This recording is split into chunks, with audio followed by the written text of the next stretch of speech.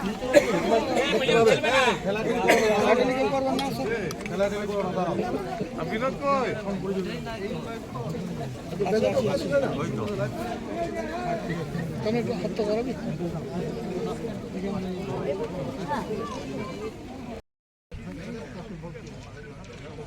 भी हो एक बार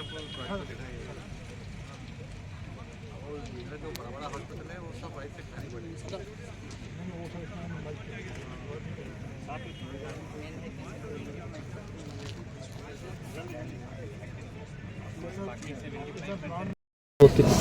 এখনো অবধি আমাদের সাথে চেয়ারম্যানের কথা হয়নি।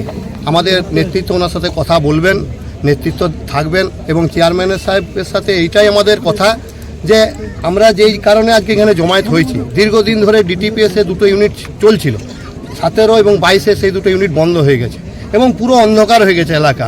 আমাদের দীর্ঘদিনের দাবি যে এখানে একটা পঞ্চ ইউনিট নির্মাণ তৈরি করা হোক এবং সেই দাবি অলরেডি কাজ শুরু হয়েছে। কিছু কিছু হসপিটালের কাজ চলছে, মানে থানা হচ্ছে, ব্যাংক হচ্ছে, সব হচ্ছে।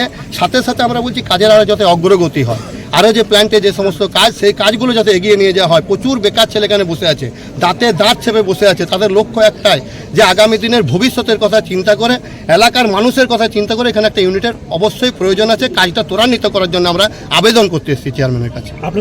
আমাদেরকে অবশ্যই উনি সময় দেবেন, কারণ আমাদের নেতৃত্ব অনবরত ওনার সাথে যোগাযোগ রাখছেন।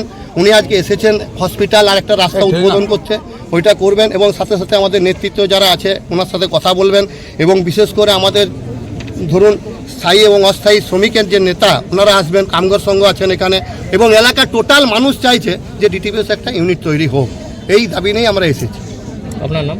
আমার নাম শিবশঙ্কর ব্যানার্জি। আমি একজন ওই ঠিকা শ্রমিকের কাজ করতাম। ওরা বাধা দিচ্ছে। দেখুন, আলটিমেটলি যখন ওদের শুভবুদ্ধির উদয় হবে, যে আগামীর ভবিষ্যতের কথা যখন চিন্তা, যারা বাধা দিতে যাচ্ছে, বাধা সৃষ্টি যারা করছে, তাদের যখন শুভবুদ্ধির উদয় হবে, তারা এটা চিন্তা করবে যে কারখানাটার কি প্রয়োজনীয়তা, কারখানাটার প্রয়োজনীয়তা যে কি আছে সেটা আগামী দিনে তারা চিন্তা করবে। কারখানা যদি না হয় আগামী দিনে কিন্তু ভবিষ্যতের কাছে ওদিকেই জবাবদিহি করতে হবে।